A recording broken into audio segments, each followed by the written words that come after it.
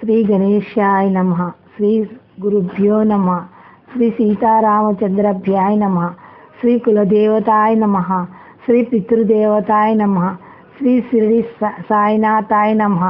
శ్రీ షిరిడి సాయిబాబా జీవిత చరిత్రము 10వ అధ్యాయం. 1898వ సంవత్సరంలో దాసగుణును పోలీసు వృత్తిరీత్యా ఖానాబిల్లుడు అనే గజదొంగను పట్టుకునేందుకు ప్రభుత్వం నియమిస్తుంది. 1-2 సార్లు దాసగుని ఖానాబిల్లును అనుచరులకు దొరికినా దయతలిచి వదిలేస్తాడు.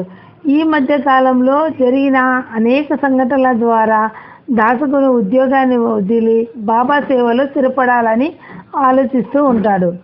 బాబా కూడా అదే విధంగా ఆదేశిస్తాడు. కానీ ఎలాగైనా గజదొంగను పట్టుకొని ప్రభుత్వానికి అప్పగిస్తే తనకు ఉద్యోగంలో ప్రమోషన్ వస్తుందని, ఆ అధికారాన్ని పట్టుకొని ప్రభుత్వానికి అప్పగిస్తే తనకు ఉద్యోగంలో ప్రమోషన్ వస్తుందని, ఆ అధికారాన్ని కొంతకాలం అనుభవించిన తర్వాత రాజీనామా చేసి బాబా సేవకు అంకితం కావాలని అతని అభిప్రాయం. అందువల్ల అదే ప్రయత్నంలో ఉండగా 3వసారి ఖానాబిల్లుకి దొరికిపోగా ఈసారి ఖచ్చితంగా దాసగుణులను చంపాలనే వాళ్ళు నిర్ణయిస్తారు. ఈసారి తన మరణం తప్పదని దాసగును కూడా భయపడి బాబాను ప్రార్థిస్తాడు. ఈ ప్రాణగండం నుంచి బ్రతికి బయటకు పడితే ఉద్యోగాన్ని మరీ వదిలి తప్పక బాబా సేవలో అంకితం అవుతానని మరీ మొక్కుకుంటాడు. అనూహ్యమైన రీతిలో ఈసారి కూడా ఖానాబిల్లుడు దయతలిచి అతన్ని వదిలేస్తాడు. ఆ తర్వాత కొంతకాలం ఉద్యోగంలో ఉండి చివరకు 1903లో ఉద్యోగ విరమణ చేస్తాడు. 1897 నుంచి క్రమంగా బలపడుతూ వచ్చిన బాబా యందు భక్తి 1903లో ఉద్యోగ విరమణ చేసి నాటికి స్థిరపడుతుంది. ఈ 10 సంవత్సరాల కాలంలో వీలున్నప్పుడల్లా బాబా దగ్గరకు వస్తూ పోతూ ఉండేవాడు. మానసికంగాను ఉద్యోగంలోనూ అనేక మార్పులు చేస్తారు. ఈ నా వాడిని 7 సముద్రాల అవతల ఉన్న పిచ్చుక కాలికి దారం కట్టినట్టు లాగినట్లు షిరిడీకి లాగుతాను అనే బాబా మాటలు దాసగును జీవితంలో నిజమవుతాయి. 1903 తర్వాత దాసగును మహారాష్ట్రలోని వివిధ ప్రాంతాల్లో తన హరికథల ద్వారా బాబా యొక్క లీలలు ప్రచారం చేస్తాడు. తాను కూడా ఎక్కడికి వెళ్ళినా బాబా యొక్క పెద్ద ఫోటోను దగ్గర పెట్టుకొని ఉండేవాడు. 4-5 గంటలకు పైగా సాగే ఈయన హరికథలు వినటానికి 2000 వరకు జనం గుమిగూడుతూ ఉండేవారు. అదేవిధంగా నానా చంద్రకర్ తన ఉపన్యాసాల ద్వారా బాబా గురించి ప్రచారం చేస్తూ ఉండేవాడు. అది 1904వ సంవత్సరం. నానా చంద్రకర్కి షిరిడీకి 1000 మైళ్ళ దూరంలో గల జామ్నేర్ అనే ఊరిలో ఉద్యోగం చేయుచుండెను. ఆయన కుమార్తె మైనతాయి ప్రసవ వేదన పొందుచుండెను. అది సామాన్యమైన కాన్పుగా లేదు. ఆమె 2 రోజులు ప్రసవ వేదన పడెను. నానా ఉద్యోగం హోదాలో ఉన్నందువల్ల ఘన వైద్యులు ఇంటి దగ్గరికి వచ్చి వైద్య సహాయాన్ని అందించారు. అయినను లాభం లేకపోయింది. మైనతాయి యొక్క ప్రసవ వేదనకు అందరూ నిస్సహాయులై చూస్తూ ఉండ్రి. అప్పుడు నానా కూడా నిస్సహాయుడై బాబాను ప్రార్థించాను. అదే సమయంలో షిరిడీలో గల బాపుగిరిబావు అనే సన్యాసి బాబాకు నమస్కరించి ఇంటికి వెళ్ళుటకు అనుమతి కోరుతాడు. బాబా అతనికి అనుమతిని ఇచ్చి ఆశీర్వదిస్తూ దారిలో జామ్నేర్కు వెళ్ళి తనిచ్చే విభూతిని ఆరతి పాటను నానా చంద్రకర్కి ఇచ్చి వెళ్ళమని చెబుతాడు. అందుకు బాబుగిరి సందేహిస్తూ తన వద్ద తగినంత సాక్ష్యం సొమ్ము లేదని చెబుతాడు. అన్ని ఏర్పాట్లు జరుగుతాయి, వెంటనే బయలుదేరమని బాబా ఆదేశిస్తాడు. ఇతనిని బాబా మాత్రమే రామ్గిరిబాబు అని పిలిచేవాడు. సాయి యందు పూర్తి విశ్వాసం గలవాడు కనుక వెంటనే బయలుదేరతాడు. బాపుగిరి రాత్రి 1 గంట ప్రాంతంలో జల్గాం అనే స్టేషన్లో రైలు దిగుతాడు. తన వద్ద గల డబ్బులు అక్కడికి వరకే సరిపోతాయి. అక్కడి నుండి టాంగాపై 30 మైళ్ళు ప్రయాణం. రైలు దిగిన ఆ ప్రయాణికులు చకచకా వారి ఊళ్ళకు టాంగాలో వెళ్ళిపోతూ ఉంటారు. చేతిలో సొమ్ము లేక ఏమి చేయని నిస్సహాయ స్థితిలో చతికిలబడి కూర్చొని సాయిని ప్రార్థిస్తూ ఉండగా షిరిడీ నుంచి వచ్చిన రామ్గిరి బాబు ఎవరు అని విచారిస్తూ వస్తూ ఉంటాడు. ఒక ఆజానుబాహుడైన వ్యక్తి. ఆ మాటలు విని ఆనందంతో ఆ వ్యక్తిని కలిసి తాను తెచ్చిన సరికొత్త టాంగాలో ఎక్కుతాడు. ఆ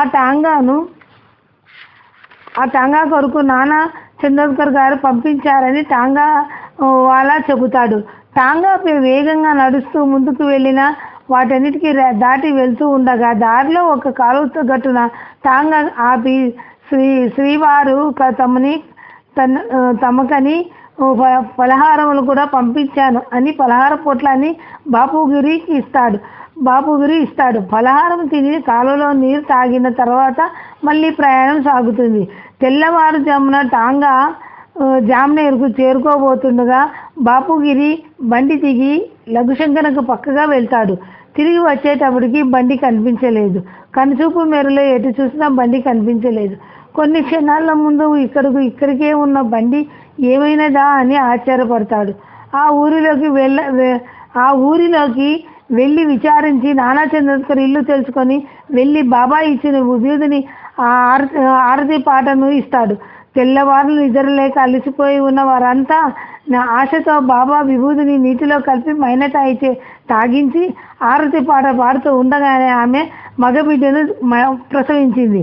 బాబా యొక్క కరుణాపూరితమైన ఈ లీల యొక్క ఆనందాన్ని స్వయంగా అనుభవించిన వారంతా భగవాన్ శ్రీ సాయినాథ్కి జై అంటూ అష్టాతి రేఖతో జై జై ధ్వానాలు చేస్తారు. అప్పుడు నానా బాపుగిరి దగ్గరకు వచ్చి జరిగిన విషయమంతా తెలుసుకొని తనకు టాంగా లేదని, ఎవరిని జలగాం స్టేషన్కు పంపలేదని, ఆయన వస్తున్నట్టు కూడా తనకు తెలియదని చెబుతాడు. అప్పుడు బాపుగిరి బాబా తప్ప తనకు ఇంకెవరు రామగిరి బాపు అని పిలువరు. అయినా టాంగావాలా అదే పేరుతో పిలిచాడు. బయలుదేరేటప్పుడు అన్ని ఏర్పాట్లు జరుగుతాయని బాబా చెప్పారు. కాబట్టి ఈ లీలలో జల్గాం నుంచి ఇక్కడికి చేర్చడానికి బాబా ప్రేమను తలుచుకొని పరిశీలించగా ఆ ఆనందాశయంతో పులికించదవుతాడు. తన బిడ్డను రక్షించడం కోసం ఎన్ని కష్టాలు పడి ఇన్ని రూపాలుగా మారిన సాయి ప్రేమను ఊహించుకుంటున్న నానా చందోద్కర్తో పాటు ఆ చమత్కారాన్ని తెలుసుకున్న వారి కుటుంబ సభ్యులు, పరిసర ప్రాంతాల వాళ్ళు కూడా సాయి యందు మనసు లగ్నం చేసి సాయి యొక్క పరిపూర్ణ భక్తులయ్యారు. నేను ఈ ప్రపంచమంతా వ్యాపించి ఉన్నాను. నేను రావటానికి టాంగా కానీ, బండి కానీ, మరి ఏ ఇతర సాధనాలు కానీ అవసరం లేదు. నా భక్తుడు ఎప్పుడు తలచి పిలిచినా అప్పుడే ఆ ప్రక్కన ఉండగలను అన్న బాబా సూక్తులను పై చమత్కారానికి ఎక్కువ చక్కగా సరిపోతున్నది.